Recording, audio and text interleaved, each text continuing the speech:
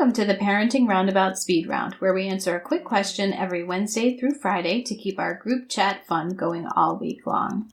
So actually, after I record this, but before you hear this, I will be going to a writing conference that is being held in a neighboring town. I heard about it on the radio, and I thought, I'm sure this will be lame, but I'm going to check it out. And I looked and I'm like, I'm interested in this one and this session and this event. And so I'm going to check it out. So it got me thinking about conferences you've attended in the past. Have you guys been to like writing conferences, blogging, podcasting, something like Comic-Con, anything like that? Have you gone to a conference that you've really enjoyed, or is there one that is out there that you'd love to go to, but you haven't been able to make it happen yet?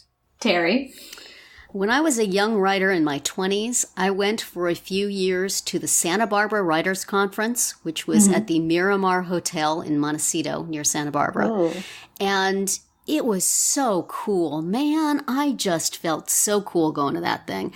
And they had recognizable writers there. I think, one time, the guy who wrote Gorky Park, which was big at the time, was there, and I met Jonathan Winters, Harlan Ellison.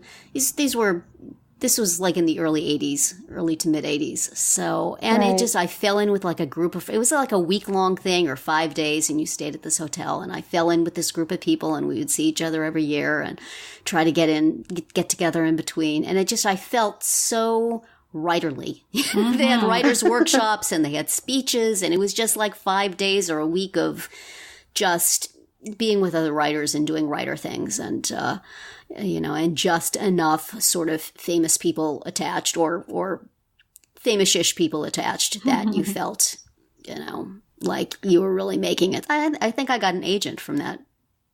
Really? At the time. Not that it ever really did me all that much good, but still, it was very cool. And I saw my first portable computer, which at that point looked like it's about the size of a sewing machine, portable sewing machine. It was a K-Pro.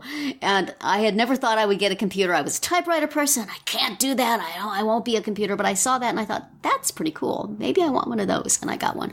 So it was a very formative event for a few years back then. And I guess it's still going.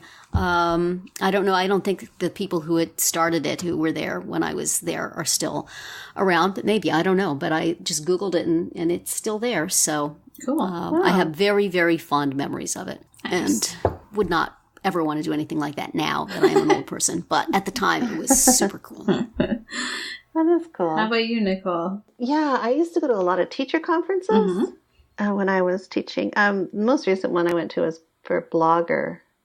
Yeah. Oh, yeah. That looked kind of fun, although I didn't really attend any sessions because I was there primarily to meet up with Amanda Morin, which was so cool. Yeah, but I have lots of fond memories of my teacher conferences that I would go to because it was a chance to see my colleagues from all over the province and that I had, met over the years. But I love teacher conferences because they're always interactive and they're usually, you're learning something practical that you can do in the classroom like the next day. And one of my favorites was a math conference, teaching math to primary students. She was amazing.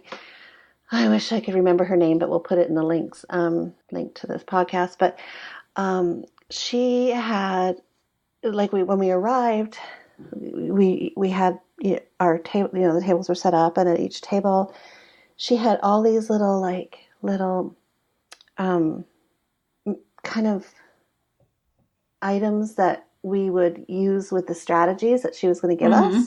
So not only did she teach us the strategy, but she also gave us the items to teach it with, and then we could take those away with us, which was really cool. Nice. So we had a little bag of math manipulatives. Things. Yeah, yeah. And she also had she was teaching us, or, talking about how to teach kids the number line. So she gave us each a really cool pointer to use when you're teaching kids the number line. So it was just so cool because there were not only strategies, but there was some concrete takeaways and little treats. And she was very interactive and, lots of brain breaks and body breaks. And it was just like being in a class. So definitely one of my all-time favorites. Cool. So, yeah, it was a good day. Nice. Yeah. Learned a lot. So, yeah, and I did Blogger several times, which was usually a lot of fun, and certainly changed a great deal over the years that I went to it. And I'm looking forward to this upcoming writers one, and we'll see how it goes. Yeah. And that will be it for today's speed round. Come back tomorrow for another question and visit parentingroundabout.com for all our group chats and other weekly episodes.